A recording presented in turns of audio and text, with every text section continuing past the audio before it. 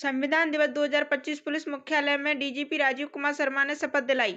जयपुर की प्रमुख खबर। संविधान दिवस 2025 के अवसर पर पुलिस मुख्यालय राजस्थान में पुलिस महानिदेशक राजीव कुमार शर्मा ने सभी अधिकारियों एवं कर्मचारियों को संविधान की शपथ दिलाई। इस दौरान संविधान की प्रस्तावना का सामूहिक वाचन कर न्याय, स्वतंत्रता, समानता और बंधुत्व के मूल्यों के प्रति प्रतिबद्धता दोहराई गई।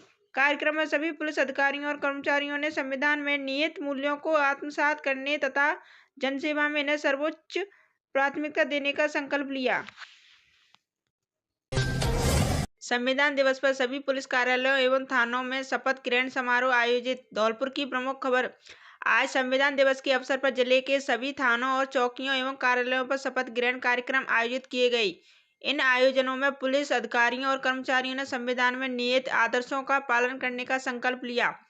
पुलिस अधीक्षक विकास सागवान द्वारा पुलिस कार्यालय परिसर में संविधान दिवस के अवसर पर सभी शाखा प्रभारियों एवं कार्यालयों में नियुक्त समस्त पुलिस कर्मियों को भारतीय संविधान की मूल प्रस्तावना को पढ़कर शपथ दिलाई गई एवं संविधान दिवस की शुभकामनाएं दी गईं।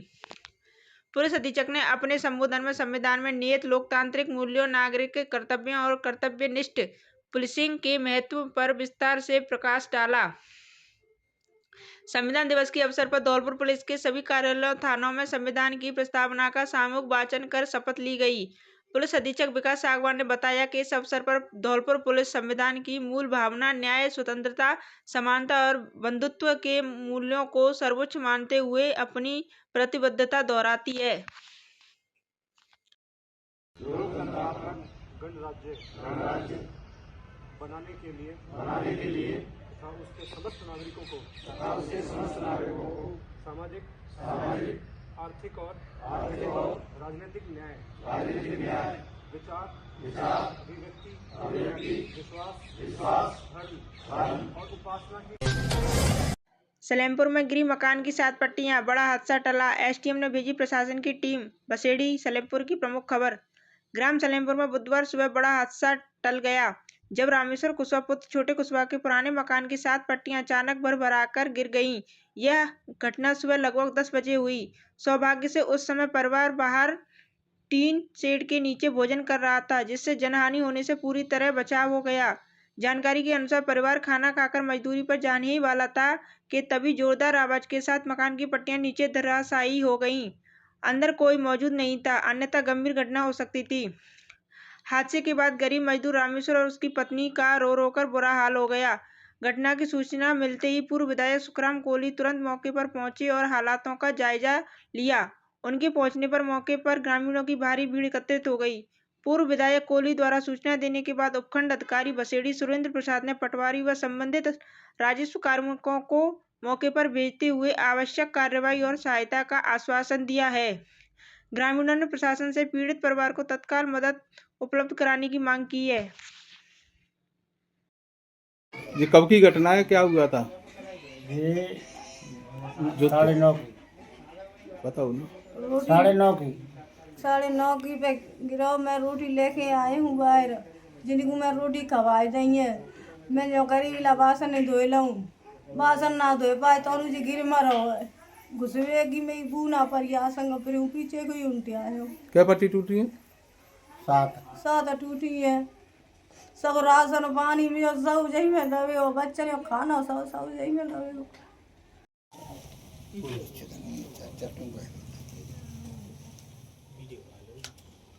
लोग जाला दिया भैया बिट्टी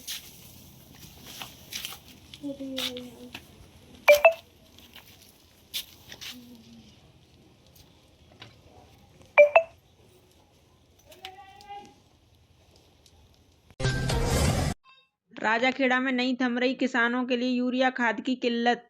किसान परेशान, फसलों में नुकसान। राजाखेड़ा की प्रमुख खबर। कस्बा के किसानों की दिक्कत दिन पर दिन बढ़ती जा रही है, जिससे किसान काफी चिंतित हैं। किसानों को अपनी रबी की फसल सरसों, आलू, गेहूं, चना एवं अन्य फसलों के लिए इस वक्त यूरिया की अत्यंत ही आवश्यकता है। फसल में पानी देने से पूर्व यूरिया डालना जरूरी होता है, लेकिन किसानों के लिए यूरिया के यदा कदा ही दर्शन होते हैं। उसके लिए भी अपना आधार कार्ड लेकर घंटों लाइन में लगकर इंतजार करना पड़ता है। राजाखेड़ा में आज कृषि विभाग के द्वारा थाने में लाइन लगा करके यूरिया खाद का वितरण कराया गया, जहां पर किसानों को कम से कम 40 से 50 मीटर लंबी लाइन लगी जब कहीं आधार कार्ड पर किसान को यूरिया मिलने का नंबर आया। थाने से उसको टोकन दिए जा रहे हैं। इसके बाद में किसानों को 1 किलोमीटर चलने के उपरांत खाद विक्रेता की दुकान पर पहुंचना पड़ता है, जहां से यूरिया का बैग प्राप्त किया जाता है। धौलपुर जिले में खाद की कमी नहीं है, लेकिन खाद विक्रेताओं को अपनी मनमानी कीमतें नहीं मिल पा रही हैं, जबकि किसानों के हित को देखते हुए 500 मैट्रिक टन यूरिया खाद की स्वीकृति हुई है और गाड़ी आती जा रही है। डीलरों द्वारा मनमाने कीमतें नहीं मिलने के कारण जानबूझकर माल को नहीं उठा रहे हैं। ऐतिहासिक शरद मेला धौलपुर की पहचान खुशबू सिंह। जूनियर श्रीदेवी भूमिका तिवारी ने समा बांधा। धौलपुर की प्रमुख खबर। 26 नवंबर नगर परिषद धौलपुर द्वारा आयोजित शरद महोत्सव में मंगलवार रात्रि को मेला रंगमंच पर जूनियर श्रीदेवी भूमिका तिवारी की मनमोहक प्रस्तुतियों ने समा बांध दिया। इस मौके पर सभापति खुशबू सिंह ने दीप प्रज्वलन कर कार्यक्रम की शुरुआत की। इस अवसर पर नगर परिषद सभापति खुशबू सिंह ने कहा कि शरद महोत्सव धौलपुर की पहचान है और रियासत काल से लगने वाले इस मेले में दूर दूर से लोग आकर मेले का लुत्फ उठाते हैं। हर वर्ग को ध्यान में रखते हुए मंच के कार्यक्रमों में युवाओं, बुजुर्गों के साथ साथ बच्चों के भी विशेष कार्यक्रम कराए जा रहे हैं। शहर को साफ, सुंदर और स्वच्छ रखने में नगर परिषद धौलपुर को सहयोग प्रदान करें। इसके बाद जूनियर श्रीदेवी भूमिका तिवारी ने फिल्म नागिन के गीत पर मैं तेरी दुश्मन दुश्मन तू मेरा पर नृत्य कर जमकर तालियां बटोरी। पूरा पंडाल मनोरंजन से झूमता नजर आया। आयोजन के दौरान गीतकार योगेश ने एक से बढ़कर एक कई फिल्मी नगमे पेश किए। वहीं डांस टीम ने भी फिल्मी गानों पर एक से बढ़कर एक नृत्य प्रस्तुत कर लोगों को झूमने पर मजबूर कर दिया। कार्यक्रम का संचालन रंजीत दिवाकर एडवोकेट द्वारा किया गया। इस मौके पर काफी संख्या में लोग मौजूद रहे।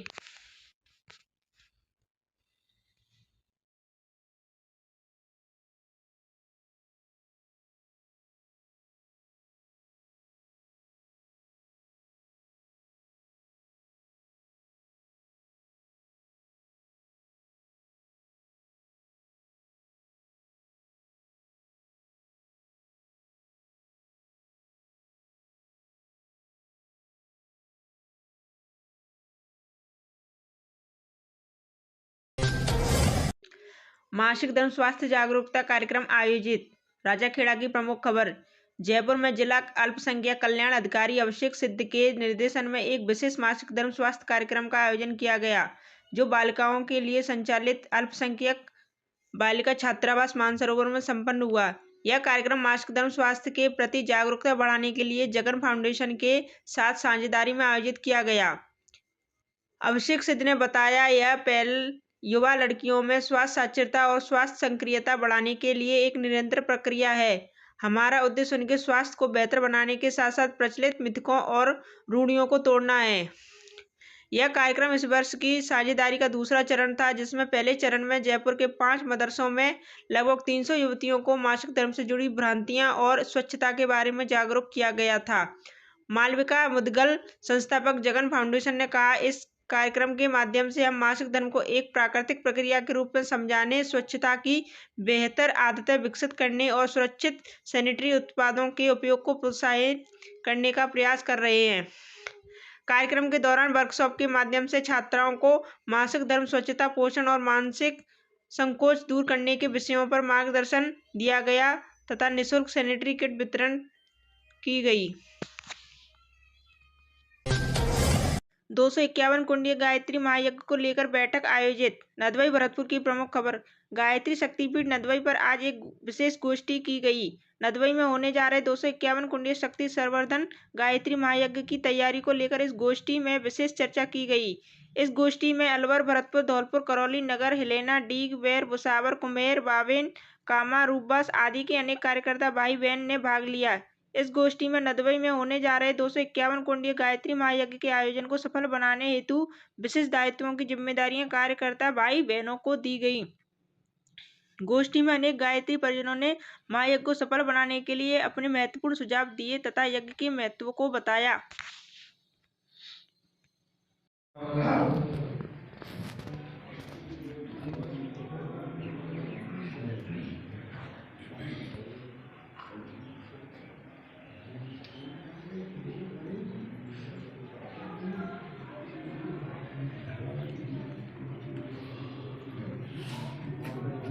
बरात जाओ।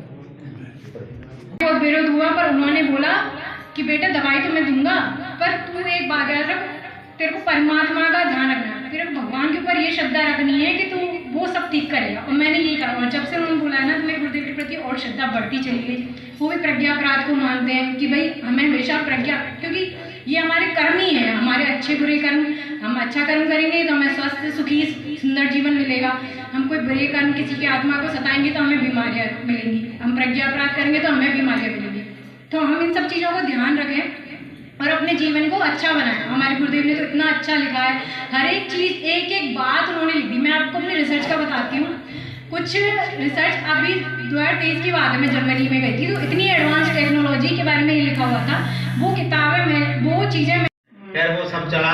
हम वो बात बता रहे हैं जब वो समितियाँ बना दी, वो इसलिए बता रहा हूँ कि समितियों की बात हो रही है। आज समितियाँ बना दी तो हमारे श्रद्धेय बाबूजी किशोरी लाल जी, इनको भोजनालय का दायित्व मिला था उस समय।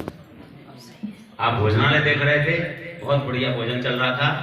बाबूजी बेंच रखते थे वो अवस्थी जी, और घूमते घूमते वो यक्ष हर क्षेत्र में जाते थे। वो तो कौन काम क्या हो रहा है, कौन कहाँ काम कर रहा है। भोजनालय पे साहब नदारद मिले, यज्ञशाला में घूम रहे थे। इनसे पूछा, किशोरी लाल जी, हाँ साहब। पुलिस अधीक्षक के निर्देशन में दियोली थाना पुलिस का पैदल गश्त अभियान। आमजन में बढ़ रहा विश्वास, अपराधियों में बड़ा भय। दियोली मरैना की प्रमुख खबर।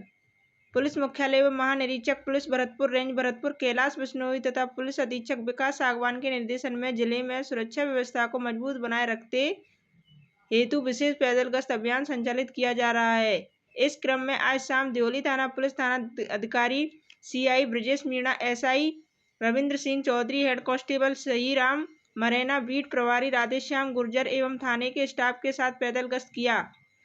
टीम द्वारा क्षेत्र के मुख्य बाजारों, कस्बों एवं भीड़ भाड़ वाले इलाकों में पैदल गश्त की गई। पुलिस अधीक्षक विकास सागवान ने बताया कि जिले के सभी थानों में पुलिस टीमें लगातार पैदल गश्त कर रही हैं, जिसका उद्देश्य अपराधियों में भय एवं आमजन में सुरक्षा का भाव पैदा करना है। उन्होंने कहा है कि पैदल गश्त से पुलिस की क्षेत्र में सक्रियता बढ़ती है, जिससे अपराधों पर प्रभावी अंकुश लगता है। पुलिस द्वारा यह अभियान आगामी दिनों में भी जारी रहेगा। BBN ब्यूरो के लिए सत्य प्रकाश शर्मा की रिपोर्ट।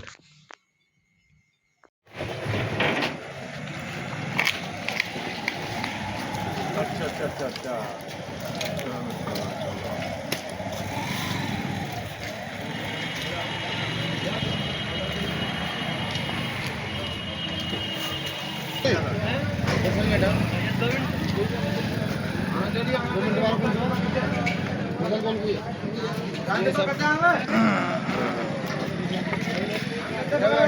हमारी वीडियो पसंद आई हो तो लाइक, कमेंट व शेयर करें, और ऐसे ही वीडियोस को देखने के लिए आप हमारे YouTube चैनल BBN भव्य वसुंधरा न्यूज को सब्सक्राइब कर बेल आइकन को प्रेस करें।